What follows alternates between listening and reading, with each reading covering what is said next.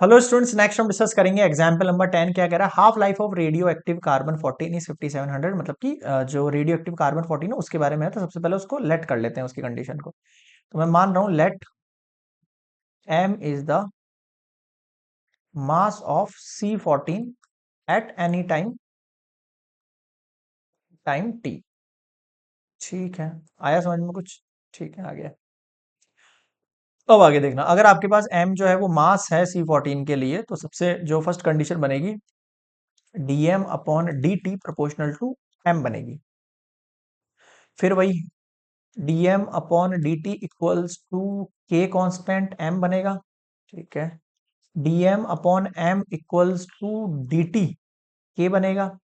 ठीक है, both side जो है अपन इंटीग्रेट करेंगे कंडीशन को।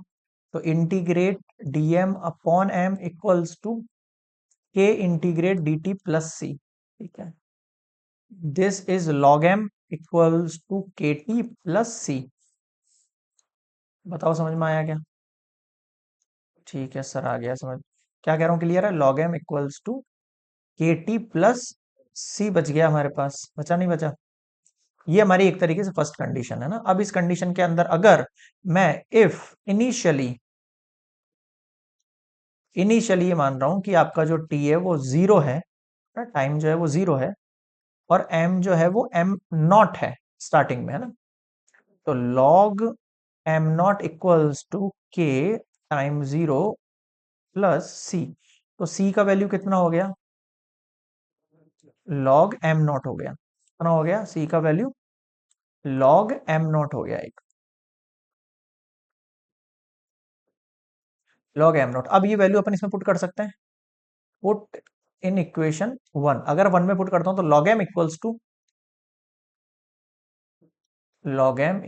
टू के टी प्लस सी।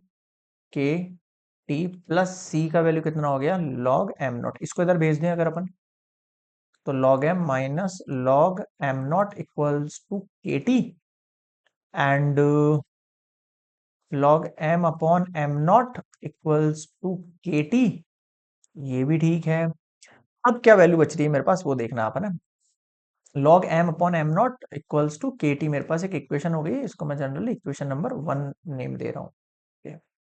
अब क्या करेंगे, अपनी फर्स्ट कंडीशन लगाएंगे ना। फर्स्ट कंडीशन क्या बोल रहा था? If half life of radio active carbon is 5700 years. मतलब हाफ लाइफ के अंदर, यानी एम अगर आपके पास 1/2 एम नॉट हो रहा है, तो उस कंडीशन में आपका जो टी है वो कितना है? 5700 ईयर्स है। कितना टाइम लगा रहा है? 5700 ईयर्स लगा रहा है। तो ये मैं यहाँ पर अप्लाई करता हूँ, लॉग एम की जगह half M not upon am not और इक्वल्स टू में 5700। तो टी के लिए और के एज इट इज, है ना। तो एम नॉट से एम नॉट चला गया, कितना बचा आपके पास? लॉग हाफ इक्वल्स टू 5700 और के। ठीक है, इसको सॉल्व करेंगे तो आपको पता है log one minus log two हो जाएगा आपके पास वैल्यू, है ना। और यहां पर कितना बच जाएगा? 5700 के। log वन का वैल्यू आपको पता है zero minus log two equals to 5700 K. तो minus log e two upon 5700 equals to K. ये वैल्यू हो गई है। अब मुझे बताओ यहां तक किसको डाउट है? और एक चीज और मैं क्लियर कर दूंगा आपको, ये आपको याद भी हो जानी चाहिए। log ई टू की वैल्यू 0.3010 होती है। इसको आप लर्न भी रखना, और आप अपनी जो लॉग और एंटी लॉग की टेबल है उससे भी फाइंड कर सकते हो। बट ये छोटी छोटी वैल्यूज है जो बहुत मेनली यूज होती है बार बार। log टू की हो गई या log थ्री की हो गई, ये तो आप याद रख लेना इनको, ताकि डायरेक्टली अप्लाई हो सके। के का वैल्यू समझ में आ गया क्या?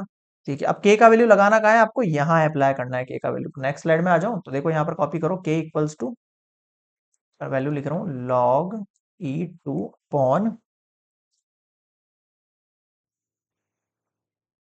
5700, और बाहर आपके पास क्या चल रही है? नेगेटिव का साइन, है ना। तो ये लगा दिया मैंने नेगेटिव का साइन। ये के का वैल्यू हो गया। अब मैं इसको पुट करूंगा किसमें? इस इक्वेशन के अंदर। ये इक्वेशन क्या थी मेरे पास? इसको मैं टू नेम देता हूँ, फर्स्ट में दे चुका अभी। log m upon am not,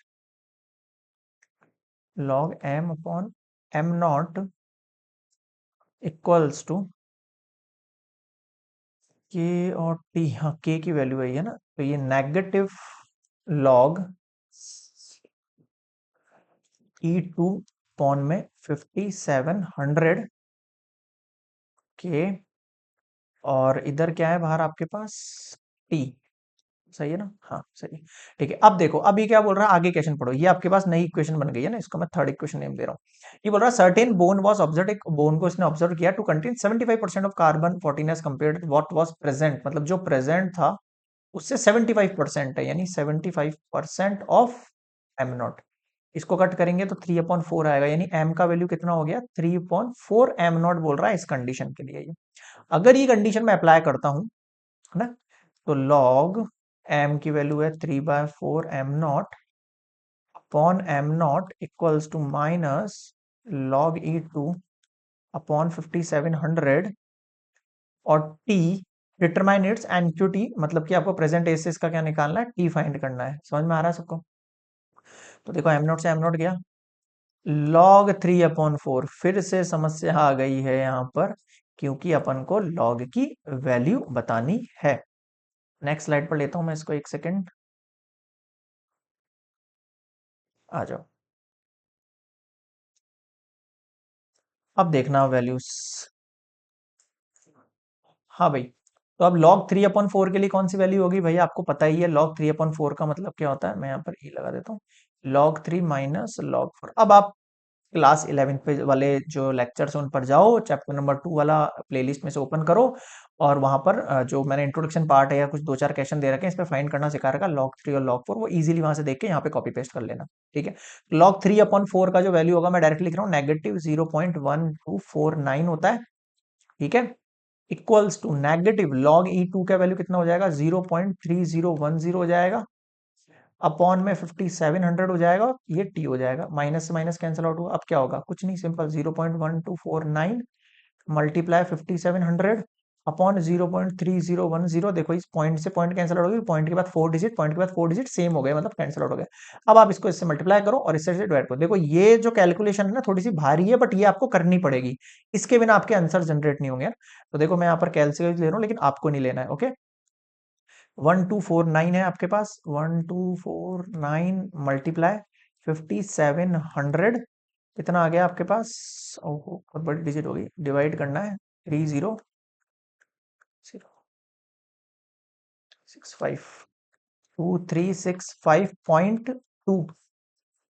आपके पास आ गया है टी का वैल्यू।